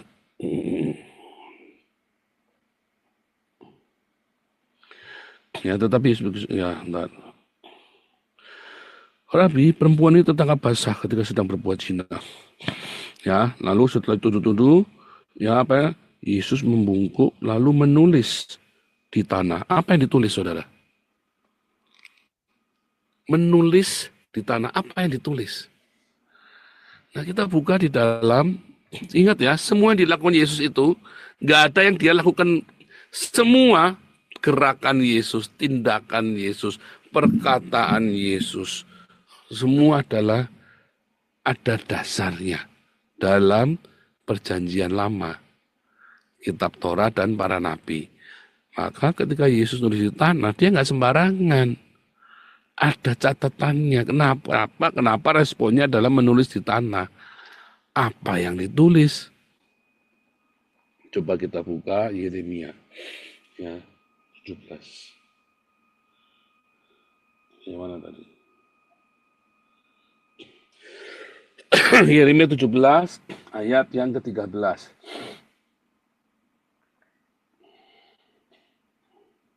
Dimulai dari 9 dulu ya. Lihat. Betapa liciknya hati, lebih licik daripada segala sesuatu. Ya. Akulah Tuhan yang menyelidiki hati, menguji batin tadi. Masa bilang hati yang murni ya. Aku saudara ya. Terus kita lihat ya. Ayat ke-13, ya pengharapan Israel Tuhan semua orang meninggalkan engkau akan menjadi malu. Orang yang menyimpang daripadamu akan dilenyapkan dari negeri. Ya, sebentar kita lihat ya saudara ya. Ayat 13 ini buka di dalam The Net Bible ya. Dan kalau kita mau Bible tadi itu diajarin pakai The Net Bible.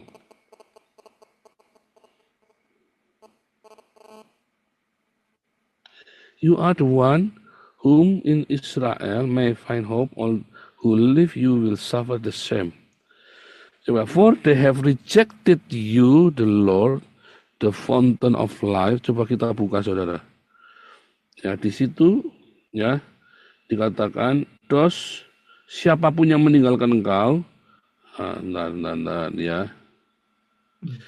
Siapapun yang pergi, ya, those who turn away from you will be consigned to the nether world. Nah, terus kita buka the nether world itu ya. The nether world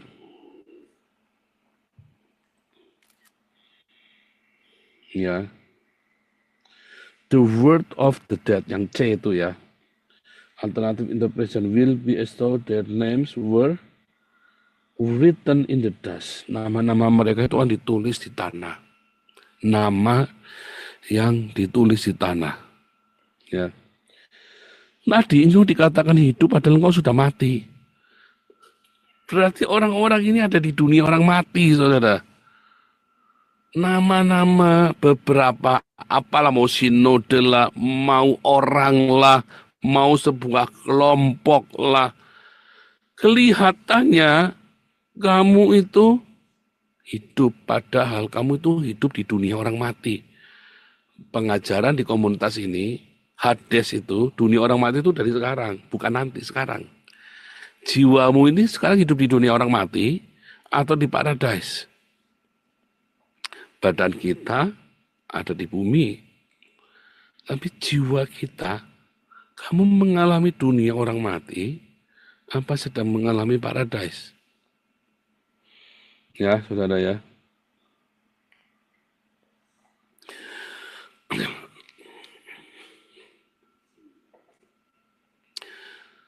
Banyak orang mengira, saudara ya, dia tadi ya, ingat jemaat Sardis ini jemaat yang kaya loh, saudara. Tadi saya coba cek di semua Bible encyclopedia dan segala macam. Tidak dikatakan jemaat Sardis itu berdiakonia. Iya, mereka kaya. Karena memang tinggal di kota yang kaya. Dan waktu itu, ya, di zaman Yohanes, kekristenan itu sudah lebih dari 50%, saudara. Dari Roma. Ya, kalau Anda nanti nonton filmnya Agora, bagus ya. Jadi zamannya Yohanes kekristenan itu sudah makin sampai ya sudah merajalela kekristenan itu ya. Jadi dan mereka itu ya ada tinggal di sebuah gereja. Mereka punya gereja yang besar, saudara. Ada peninggalannya gereja yang besar di Sardis juga.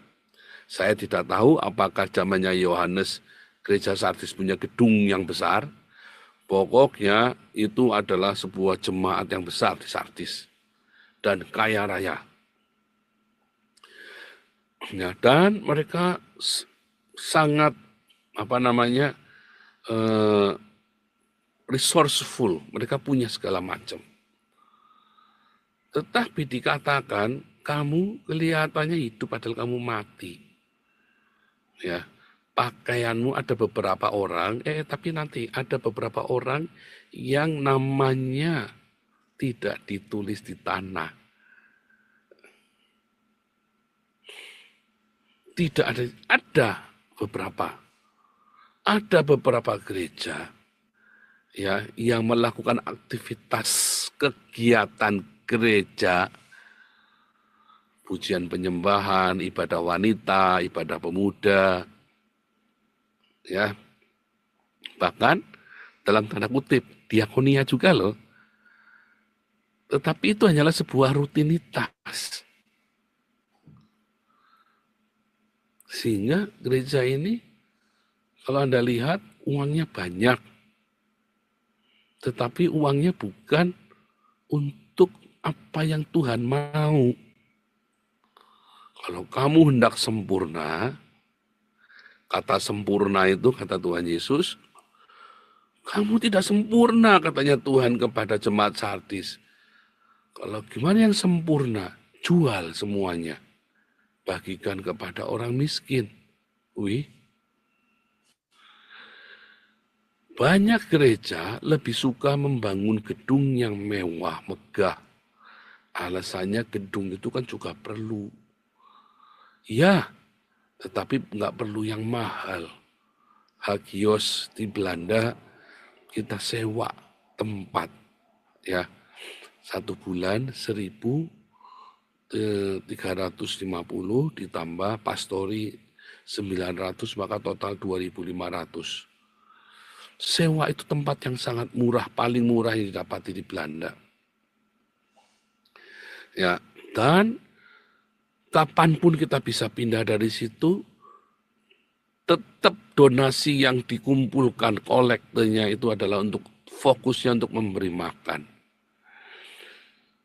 Bukan untuk gedung, ya, tetapi untuk memberi makan. Itu saudara. Nah, balik lagi saudara ya. Ternyata banyak orang ya melakukan kegiatan gereja nih bukan untuk hal yang sempurna, tetapi untuk aktivitas saja. Bahkan dia kompromi. Kalau kemarin kita belajar ada pengikut Nikolaitan, artinya hypergrace.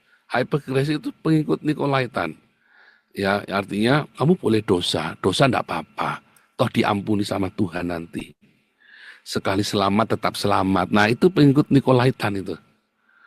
Kalau tadi pengikut Bileam, ya, kamu berzina dan enggak apa-apa, berzina itu enggak apa-apa, berzina itu enggak apa-apa. Terus kamu nanti diampuni. Bukan cuma dosa, tapi khusus perzinahan. Sehingga merusak. Ya tadi ya. Kalau roh Isabel, ada wanita-wanita yang dominan di dalam gereja, sedius jemaat, sedius orang-orang berpengaruh untuk ditaklukkan. Sedius itu ngerayu atau seks itu ya saudara ya. Untuk ditaklukkan, itu sudah terjadi. Nah, kalau jemaat Sardis, orang-orang yang fokus dengan aktivitas gereja, tetapi dia tidak melakukan apa yang sempurna. Yaitu apa yang sempurna, juallah harta milikmu, bagikan kepada yang miskin. Makanya tadi judulnya pakaian putih. Di dalam Wahyu 19 ayat 17 dan 18. Pakaian putih itu ternyata sebenarnya apa, saudara? Perbuatan benar. Dikaiosune. Dikaiosune. Dikaiosune itu sama dengan zadek dalam bahasa Yahudi. Zadek itu menghasilkan sedekah. Ya. Dikaiosune itu akan menghasilkan diakonia yang benar. Diakonia yang benar selalu disertai dengan kekudusan, saudara.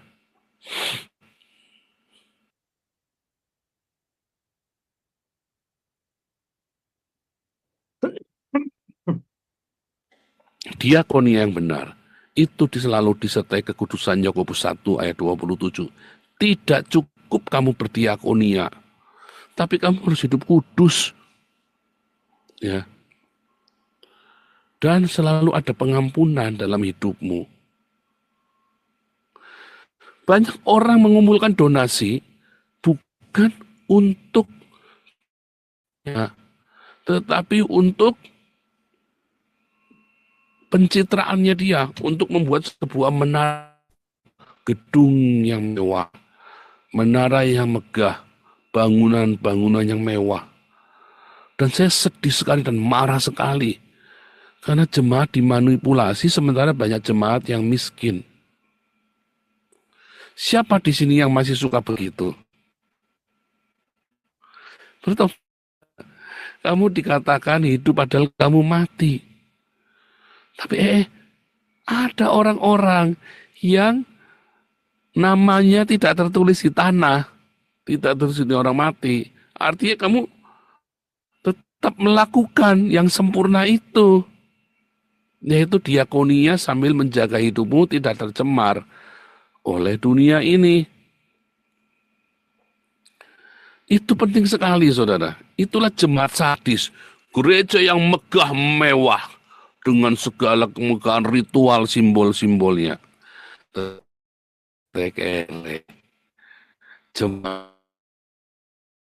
Jemaatnya yang berusaha.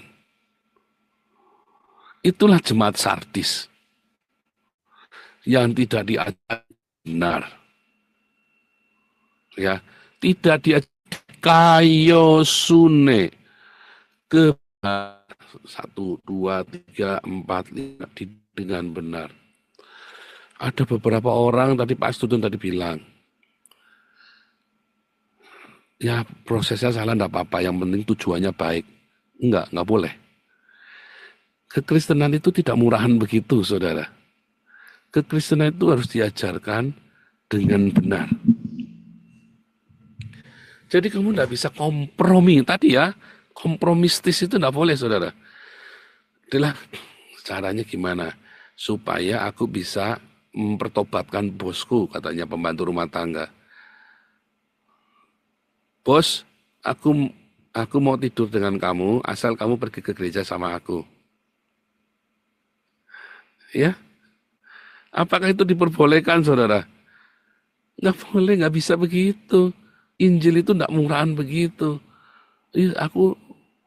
Kalau kamu besok mau ke gereja sama aku, ya aku mau berhubungan seks dengan kamu sekarang. Ini aku berkorban supaya dia diselamatkan. Nggak bisa begitu. Nggak boleh. Banyak orang mengira bisa begitu ya. Yang penting bisa selamat, gitu kan. Ya, saya enggak apa-apa, saya korban diri saya. Menikah sama itu. Hati-hati, saudara.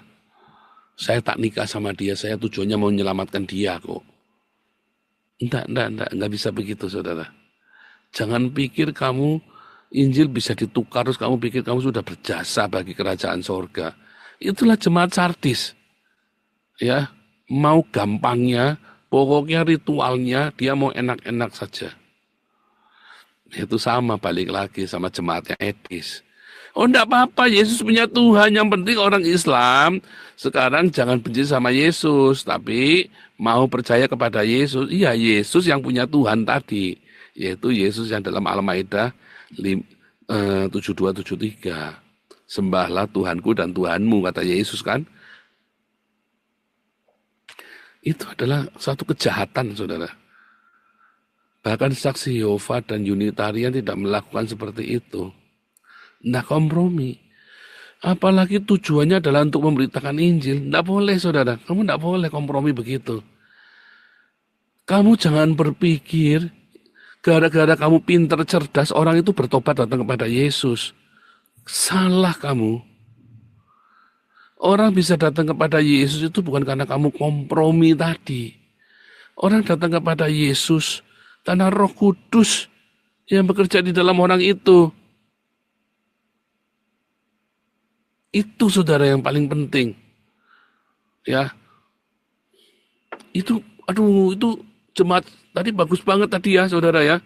Diurut ya satu-satu ya historisnya. Ternyata di jemaat yang kaya. Kamu pikir ada gereja yang megah mewah, kamu senang gabung di sana, saudara. Kamu pikir kamu selamat. Dulu pernah kita bahas. Ternyata gereja yang megah mewah itu adalah sebuah ruang tunggunya neraka. Ya, sama seperti jemaat di Sardis. Orang-orang yang namanya ditulis di dunia orang mati. Ya, walaupun ada gereja-gereja denom-denom yang tidak mencemari pakaiannya ya dengan tanah itu tadi, dengan dunia orang mati tadi. Ada, saudara, gereja-gereja besar, pendeta-pendeta terkenal seperti Pastor Daniel Alexander hidupnya tetap sederhana. Ya, saudara ya, dan banyak lagi. Tetapi banyak gereja-gereja seperti jemaat di Sardis. Mereka hidupnya mewah, mereka punya bangunan yang megah, tapi jemaatnya kere, jemaatnya miskin, nggak ada yang peduli. Mereka dikatakan pelayanannya didapati banyak yang semuanya tidak sempurna. Kalau kamu hendak sempurna, kata Tuhan Yesus, jual. Ternyata, ya, nah kita baca dulu ya.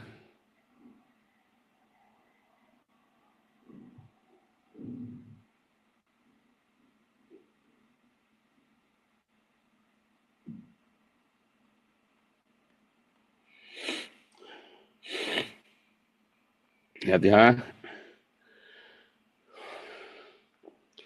Semuanya itu Torah tadi ya telah kuturuti. Apalagi yang masih kurang.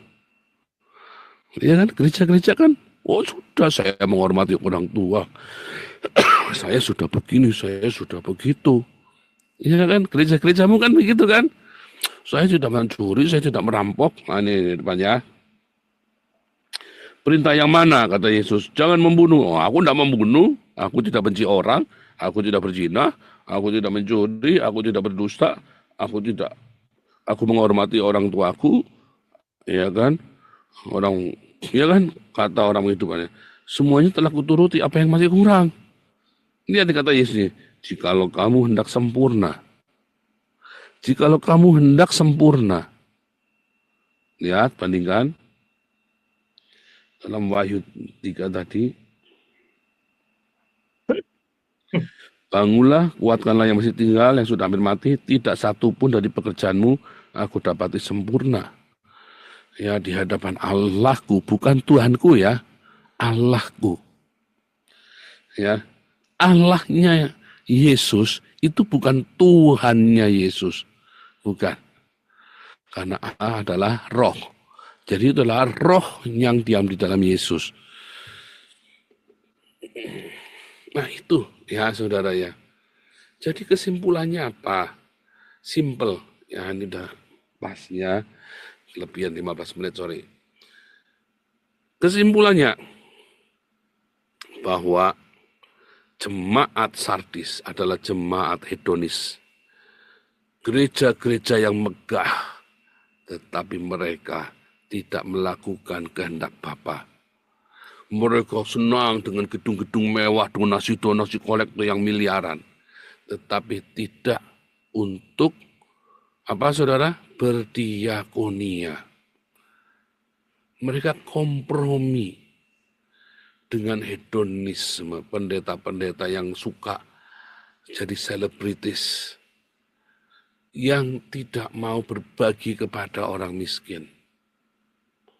Kalau ya, janganlah menolak orang yang datang kepadamu, padahal yang mereka minta ada padamu, saudara. Saya sering melihat pendeta-pendeta, hamba-hamba Tuhan, nggak mau nolong orang miskin. Iya kan? Oh, kita buka ayatnya ya.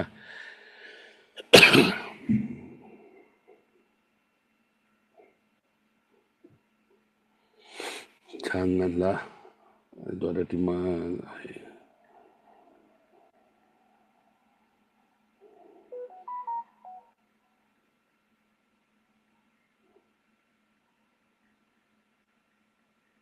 Ada di Matius 5 ayat 42 kalau tidak salah ya.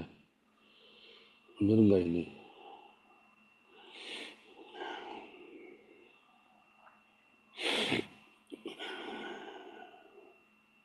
Lihat saudara ya. Lihat nih. Oh ini keren ya. Berilah kepada orang yang meminta kepadamu. Janganlah menolak orang yang mau meminjam daripadamu. Ini lagi cerita kebutuhan pokok. Bukan utangan beli mobil, cicilan motor. Bukan saudara ya. Tapi kebutuhan pokoknya dia. Ya. Misalnya, Kasihlah sama manusia, ya. Dan bencilah musuhmu, enggak. Aku bilang berkata padamu, kasihlah musuhmu, berdoalah bagi yang menganiaya kamu.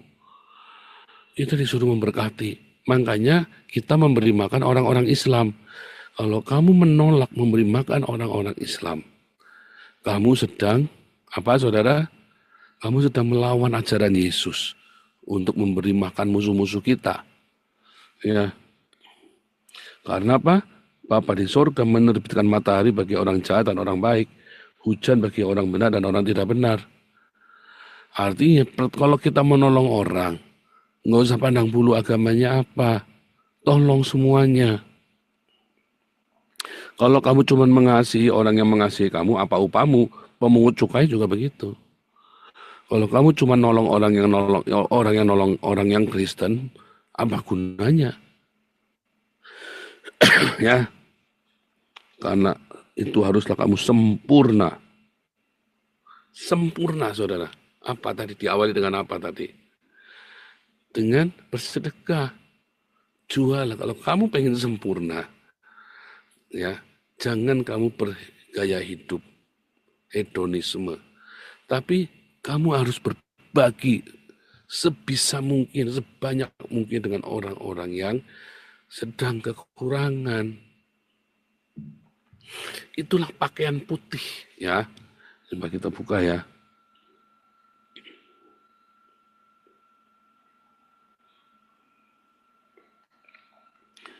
Ayat 19 ayat 8. Ya. Kepadanya dikarenakan memakai kain lenan halus berkilauan yang putih bersih.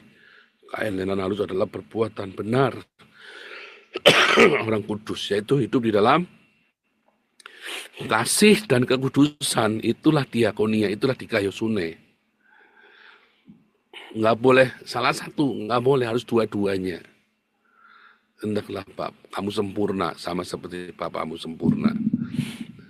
Luar biasa Pak Sam, God bless you. Jangan kapok, nanti Januari Pak Sam mengajar timbun pagi saudara ya. Karena semua dapat giliran. Pulusi udah dapat giliran belum ini Pulusi ini sama Puros ini? Udah kan? Oke. Terima kasih Pak Sam, God bless you.